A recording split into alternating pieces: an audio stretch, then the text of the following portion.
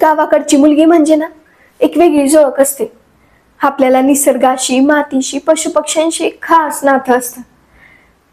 न सांगता येईल असं वेगळंच प्रेम असतं गावाच्या मातीवर, गावाच्या माणसांवर.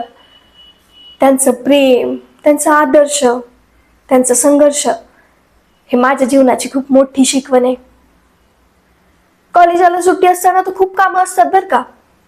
पहाटे उठून चहा करणं, शेतात जाऊन हंसराव म्हणजे माझा बैल आणि इतर जनावरांची निगा राखणं, यात एक वेगळंच समाधान मिळतं. आता मुलींना घरी बसून राहण्याची सवय लागली, पण मी तिथे कष्ट करणारी, शेतात जाऊन राबणारी मुलगी आहे, जी स्वतःच्या पायावर उभी आहे.